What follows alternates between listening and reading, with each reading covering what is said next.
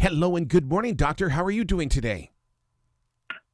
I'm doing just fine. How are you? Absolutely fantastic. In front of me right now is this beautiful book, Ocean, A Global Odyssey. This has taken my imagination into areas that I hope every adult and every child will get to experience. Oh, I'm so glad you feel that way. Mission accomplished.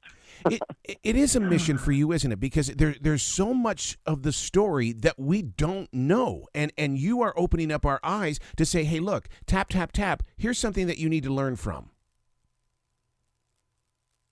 Well, we know more right now, early in the 21st century, than ever before. No surprise.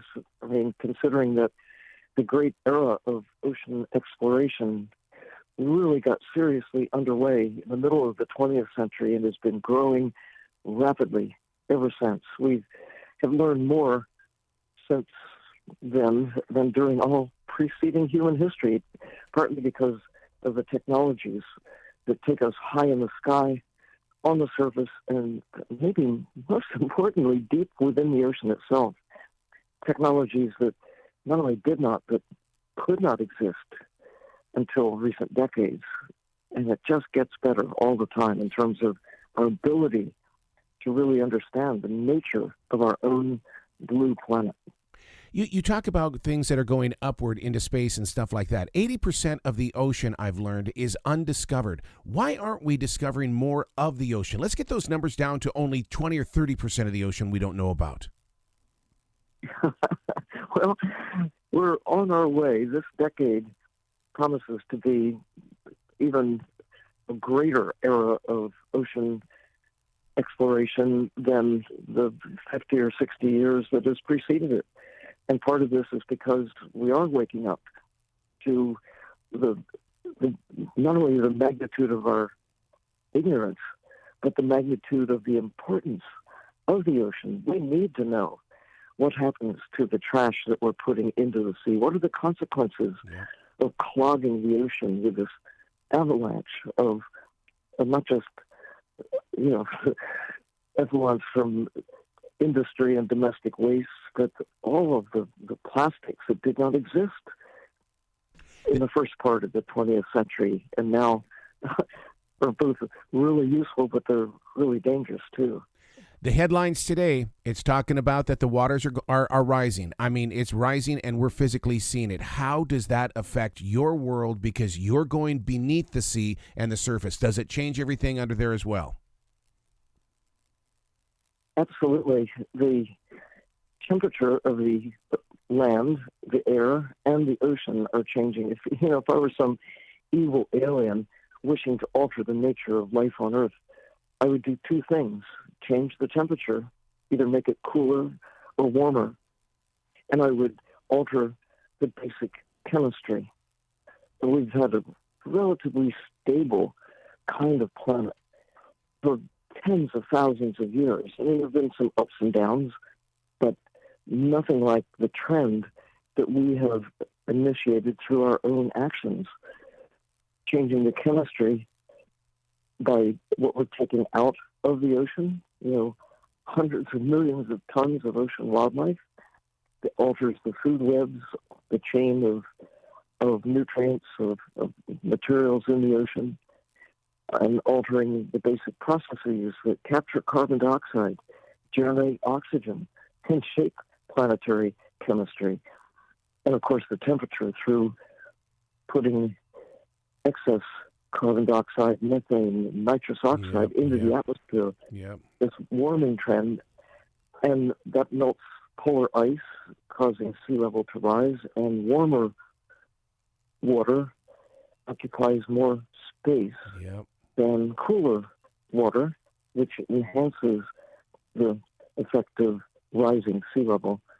So we're experiencing the double whammy of changing temperature, changing chemistry, the loss of ocean wildlife, all in a matter of decades. But, why am I more an optimist than not? I think it's because of what we now know, that if you don't know you've got problems, you can keep doing the same things that have led us into this dangerous place. But now we do know, and actions are being taken to reduce our impact of pollution and also to rein in this extravagant, unsustainable extraction of wildlife. We've taken so much so fast that you think that only 10% of the sharks remain in the ocean from when I was a child, and what impact that has on ocean chemistry, on the natural cycles of life in the sea.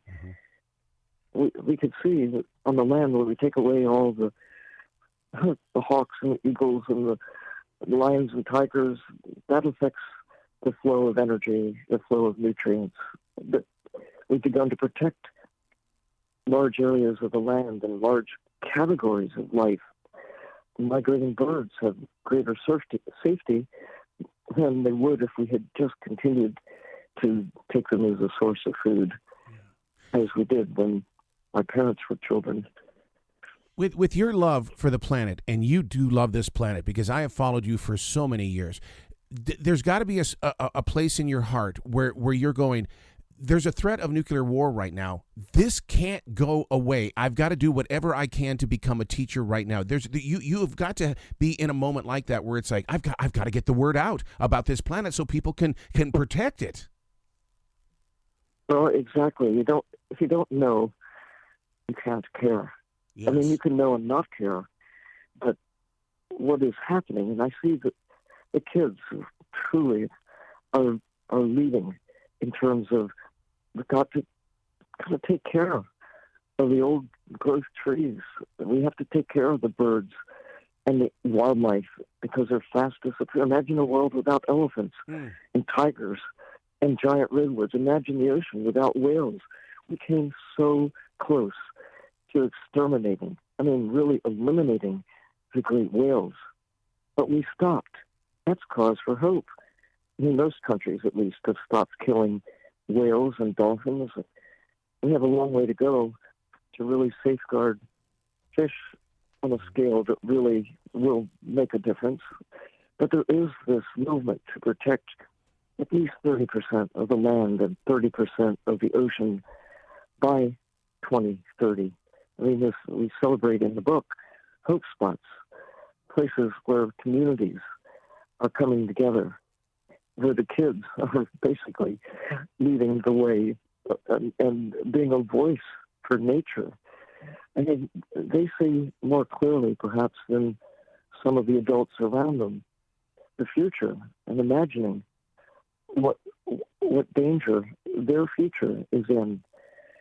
One of my advice to people who want to make a difference for the future is to take a child out to some wild place, whether it's a wooded area or or the ocean or even your backyard, and look at the future through the eyes of those who will be around through the next century and into the 22nd century. And just what we do now will have a magnified impact on everything that follows. Oh, I love you. I love your heart so much. Doctor, you got to come back to this show anytime in the future. The door is always going to be open for you because I love this planet too. Yay. Well, all of us have a chance to make a magnified impact on the future. So dive in. Let's do it. Absolutely. Well, you be brilliant today, okay? All right. You too.